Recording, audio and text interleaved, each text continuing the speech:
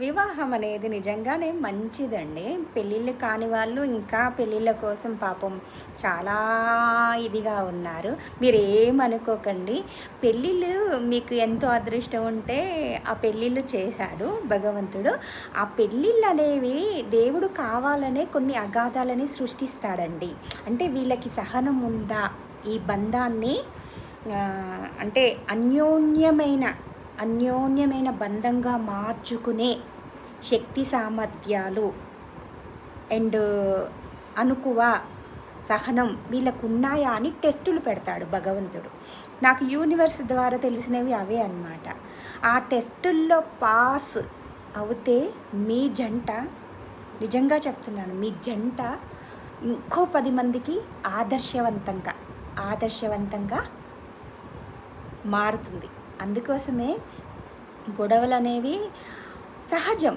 ఎందుకు ఇప్పటికీ పిల్లలు పెద్దవాళ్ళయ్యి పిల్లకి పెళ్ళిళ్ళు అయిన వాళ్ళు కూడా చిన్న చితక గొడవ అనేది పడుతుంటారండి. గొడవలు అనేవి కామను భార్యాభర్తల మధ్యలో.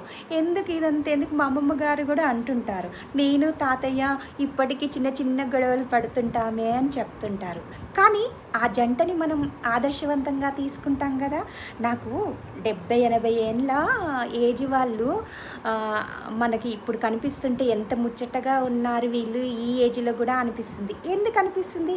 వాళ్ళు ఏ ఎఫర్ట్స్ పెట్టకుండానే ఈ ఏజ్లో వాళ్ళంతా అన్యోన్యంగా ఉన్నారా అండి?